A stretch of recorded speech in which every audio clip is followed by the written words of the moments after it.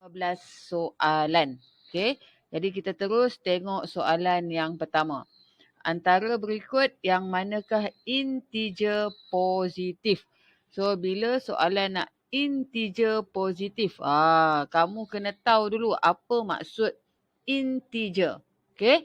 And then bila nak positif, yang ini confirm salah. Soalan jawapan D negatif 9 sebab dekat situ negatif. Okay. Sifar bukan nombor positif, bukan nombor negatif. Okay. Jadi yang ini pun bukan. So antara A atau B. So kita tengok balik nota kita. Okay. Yang awal-awal dulu. Apa maksud integer? Yang ni. Integer ialah kumpulan nombor yang merupakan nombor bulat. Okay. Positif dan nombor bulat negatif termasuk sifar. So soalan nak integer positif. Maknanya dia adalah nombor bulat. Jadi antara 24 dan 5.6, 24 adalah nombor bulat. Jadi jawapannya adalah A. Yang ini bukan integer. Okay. Walaupun tak ada tanda positif dekat jawapan A, 24 tu. Jadi bila tak ada tanda positif tu maksudnya itu adalah nombor positif. Okey, kita tengok soalan nombor 2. Dia kata jika n ialah satu integer negatif. Okay, n ialah integer negatif yang manakah mempunyai nilai terbesar. Jadi salah satu kaedah mudahlah untuk kamu tengok yang mana satu jawapan yang paling tepat. Kita anggap sahaja n ini apa-apa integer negatif.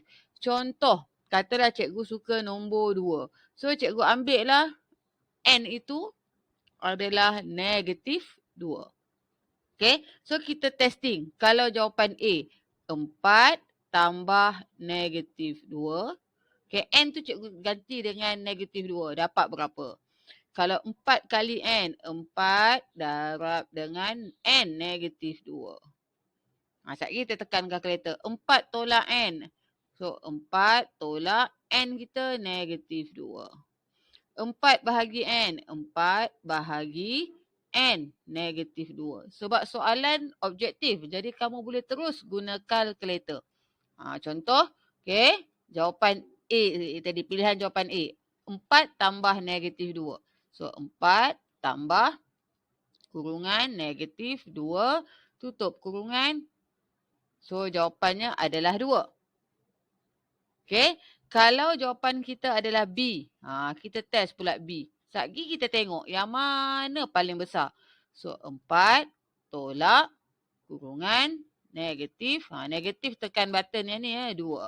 Tutup kurungan. So, jawapannya adalah 6. Okay. So, kalau jawapan kita adalah C, kita testing. 4 darab kurungan negatif 2. Tutup kurungan. So, jawapannya negatif 8. Okay. Dan pilihan jawapan yang terakhir adalah 4 bahagi. So, 4 bahagi kurungan negatif 2. Tutup kurungan. So, jawapannya negatif 2. So, kita tengok antara 4 pilihan jawapan yang mana mempunyai nilai terbesar. Jadi, nilai terbesar antara positif dan negatif adalah nombor positif. So, nombor positif 2 dan 6. Mana lagi besar? Yes, 6. So, jawapan kita adalah B. Kalau tak suka nombor 2, nak test nombor lain pun boleh. Okay, ambil saja apa-apa nombor untuk menggantikan N. Itu salah satu kaedah lah. Okay, so kita terus tengok soalan nombor 3. Okay, soalan nombor 3. Dia suruh cari nilai P dan Q. So, kita tengok garis nombor ni. Okay, kita kena kenal pasti berapa beza antara setiap ruang kat sini lah. Okay, so macam mana nak kenal pasti?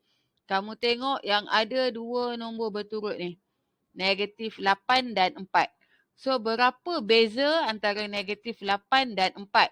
So, kita cari dulu beza dia. Macam mana nak cari beza yang besar? 4 tolak negatif 8. Okay, negatif-negatif jadi positif. So, dekat sini bezanya adalah 12. Kita ada berapa space kat sini? 1, 2, 3. So 12 bahagi pula dengan, so 12 kita tadi bahagi dengan 3. So maksudnya setiap tu nilainya adalah 4. Positif 4. So ini positif 4. Ini positif 4. Positif 4 tambah 4 ya. So sini pun tambah 4. Tambah 4. Setiap tu konsisten tambah 4. So kalau sini negatif 8. Ke belakang tolak 4 lah. So sini akan jadi negatif 12. Okay. Q. Sini 4 tambah 4. 8. Tambah lagi 4. 12. Jadi jawapan yang betul adalah D. P negatif 12. Q adalah 12. Okay.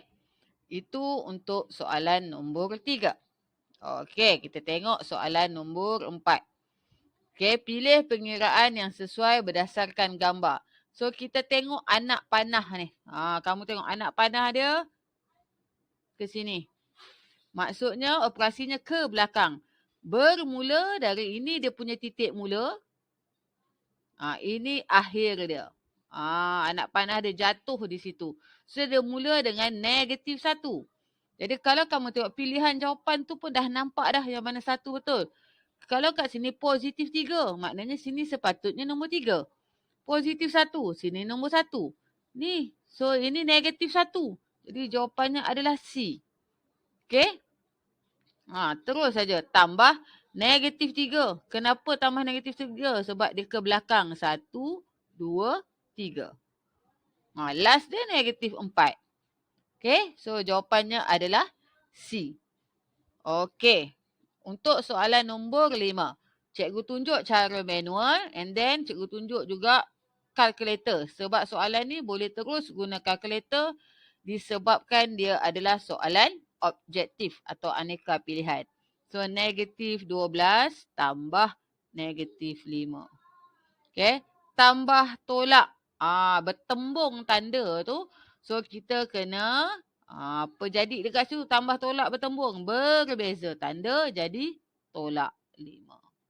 So hutang negatif 12 maksudnya hutang RM12. Hutang lebih RM5. So hutang 17. So jawapannya adalah A. Boleh juga guna kalkulator macam cikgu sebut tadi lah. So kamu tekan saja kalkulator sejibik macam ni. Jangan tekan tanda tolak kat sini depan ni negatif 12 tambah. Ikut je buka kurungan negatif 5. Tutup kurungan sama dengan. Dah dapat jawapan. Okay.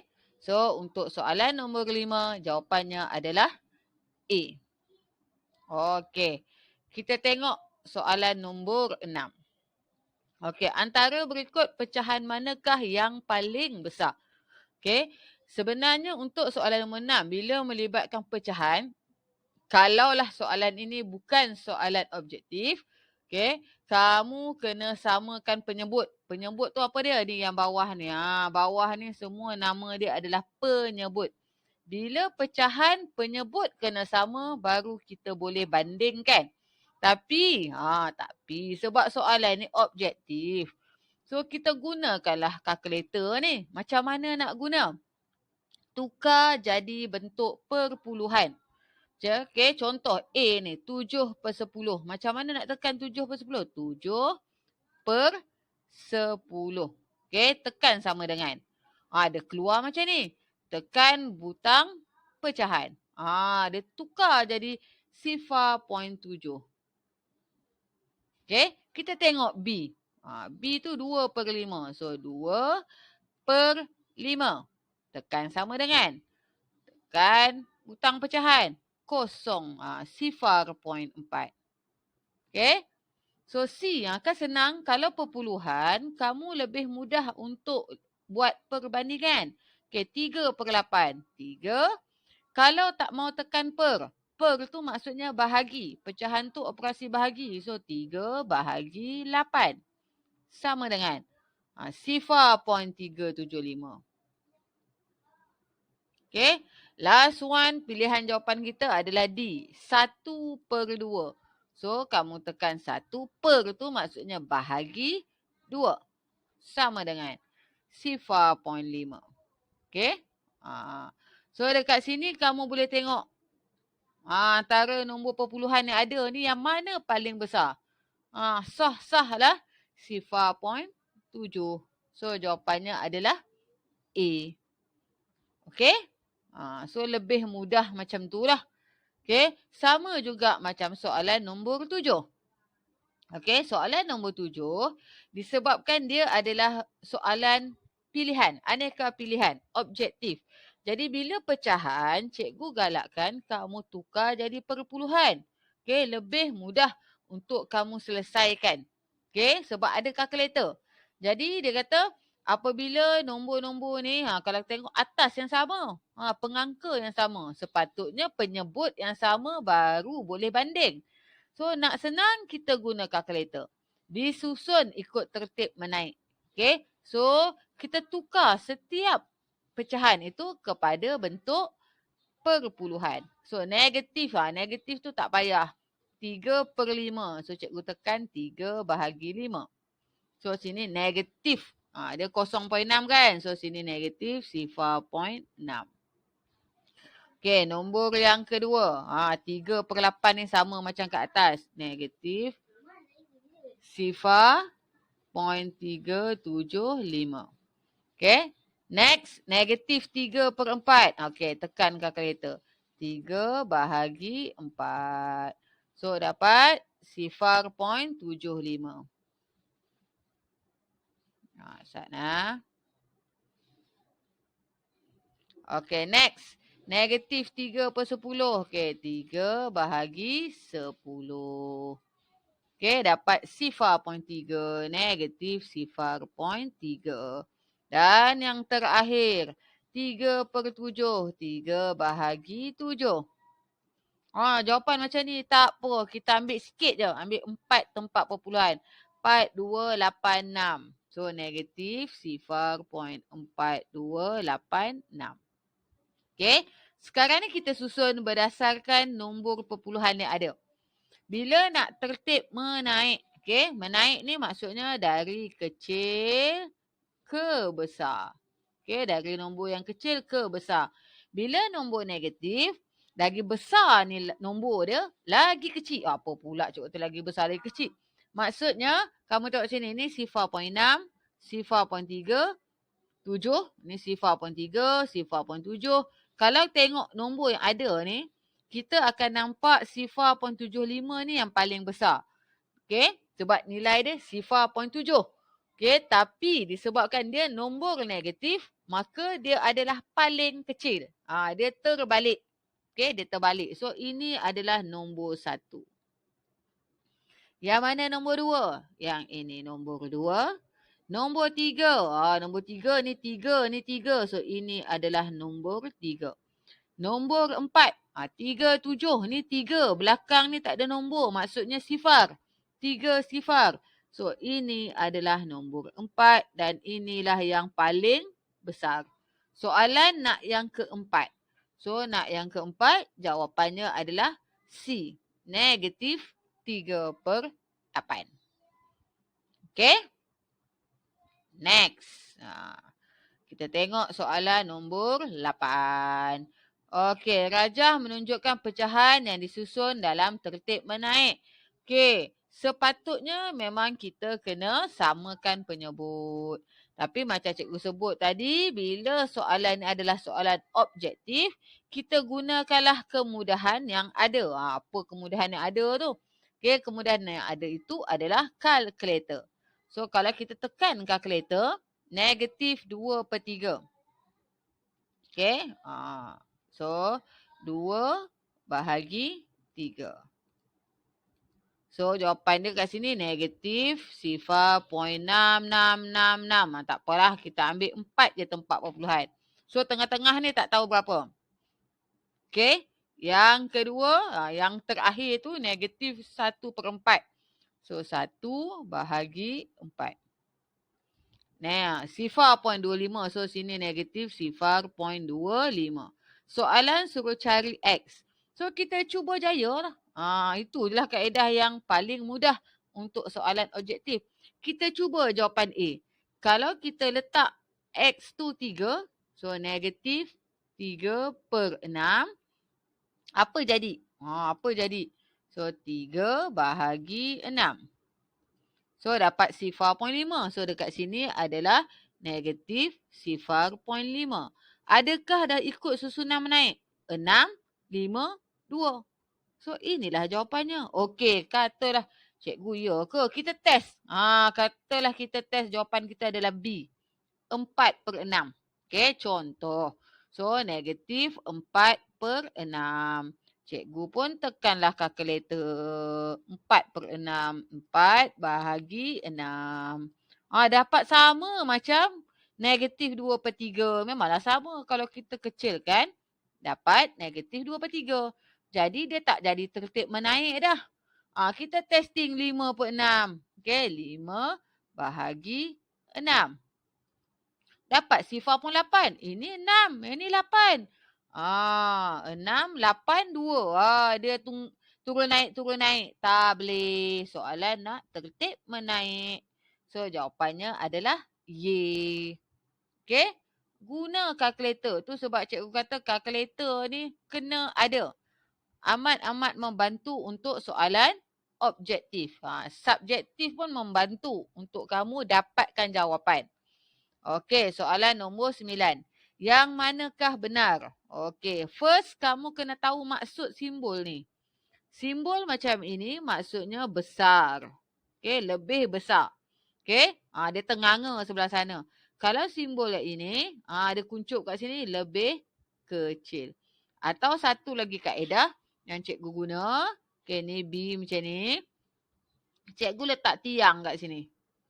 Ni, letak tiang ni maksudnya huruf besar, huruf B. So ini cikgu letak tiang ke sini. Jadi huruf K kecil. Okay. So ini simbol lebih besar, ini simbol lebih kecil. So kita tengok pilihan jawapan yang ada. A, 7.2 ini lebih besar daripada 81. Positif. Kamu dah belajar dah nombor positif daripada sekolah rendah. So 7 lagi kecil. Tapi dekat situ lebih besar. So ini salah. Kita tengok B. B negatif dengan positif. Tanda kat sini besar.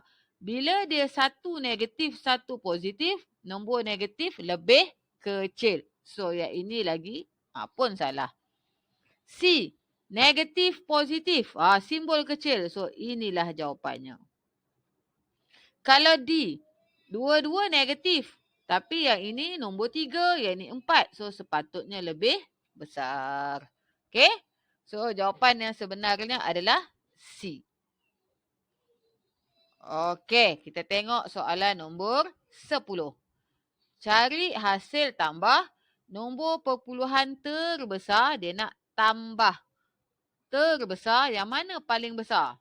Okey, bila nombor negatif, paling besar adalah nombor yang kecil-kecil ni. Ni 5.1, 5.4, 5.5, 5.2. So inilah yang paling besar.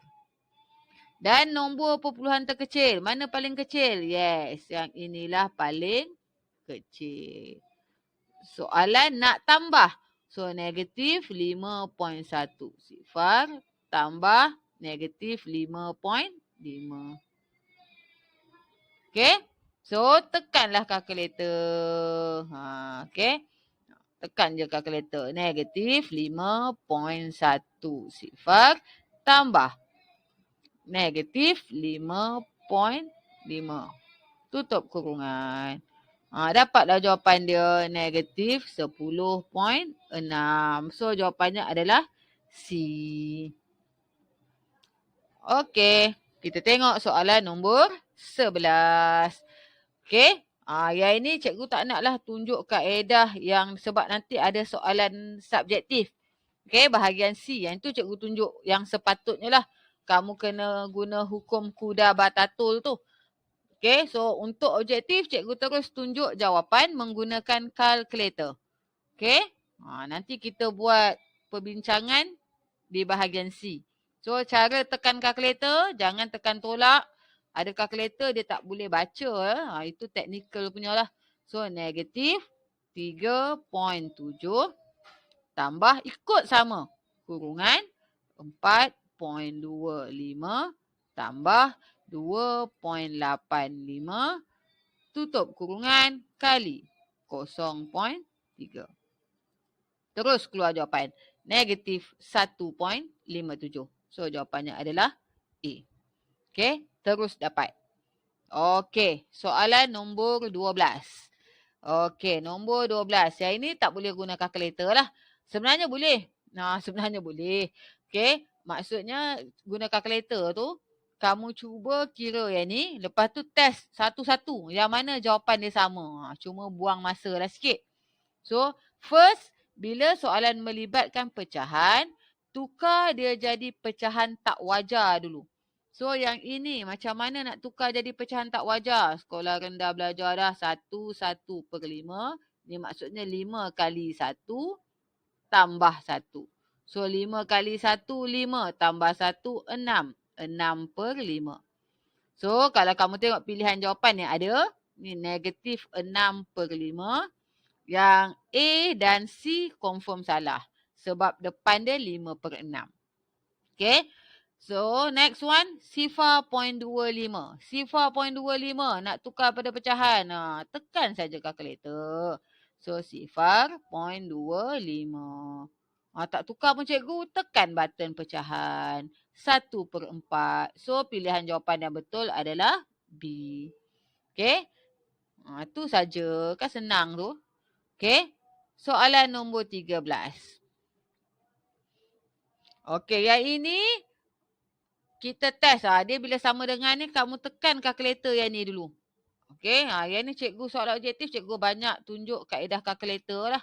Nak menunjukkan kepada kamu betapa mudahnya jawab bila ada kalkulator. So 6.8 bahagi 2/5 tolak 4.62.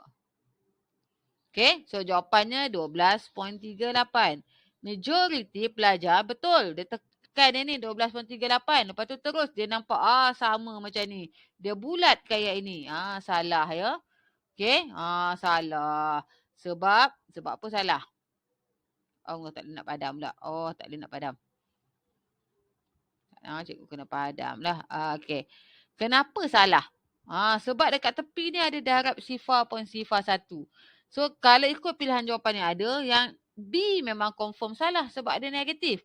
So kamu kena test jawapan one by one. A, C, D yang mana bila kali dengan sifar pun sifar 1 dapat se-GB macam ni. Okay. So kita test. Contoh A. 1238 darab sifar pun sifar 1. Tekan sama dengan sama. So inilah jawapannya. Okay. Kalau kamu ambil jawapan D tadi, 12.38. 12.38 kali dengan sifar pun sifar 1.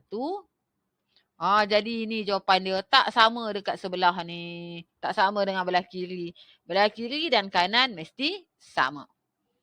Okay. Next. Kita tengok soalan bermasalah nombor 14 dan 15. Okey, kita tengok soalan nombor 14. Paras air di dalam sebuah empangan menurun 54 cm. Bila menurun maksudnya negatif 54 dalam masa 3 hari. Soalan tanya berapa perubahan dalam masa 1 hari. 3 hari negatif 54. So kalau sehari operasinya adalah bahagi. Okay, bahagi 3. Yang ramai silap tu sebab tak ada tanda negatif. Okay, bila menurun tu kena ada tanda negatif.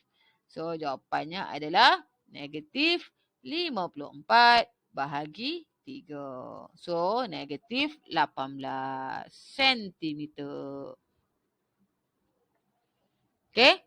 Soalan yang terakhir untuk bahagian A. Sebuah lift berada pada aras H pada satu ketika. Okey, contoh cikgu letaklah dekat sini. Dia ada dekat sini H. Okay. Lift itu naik 2 tingkat. Naik 2 tingkat setinggi 9.8 meter. Okay. So, dia naik 2 tingkat. Okay. Naik 2 plus 2. Tinggi dia 9.8 meter. Okay. Maksudnya satu tingkat berapa meter? So, macam mana tahu kita bahagi? Okay. 2 tingkat 9.8. So, satu tingkat. Jadi berapa tu? 9.8 bahagi 2. So, dapatlah 4.9 meter. Okay. Lift itu kemudian turun 5 tingkat. Dia dah naik. Lepas tu dia turun ke bawah 5. Okay. Hitung jarak lift dari aras H. Maksud soalan daripada sini ke yang terkini. Lift yang terkini. So, ikutkan dia dah naik 2. Lepas tu turun 5. So, berapa kat sini? 3 tingkat ke bawah. Okay, 3 tingkat di bawah kedudukan lift yang terkini. So, semua bawah-bawah. Okay, betul dah. 3 tingkat tu berapa meter? 1 meter 4.9. So, 3 tingkat jadi 3 kali dengan 4.9. Okay. Tekan je lah kalkulator. 3 darab 4.9. So, 14.7 meter di bawah aras H. Okay. Okay. So, selesai untuk bahagian A. Okay. Terima kasih.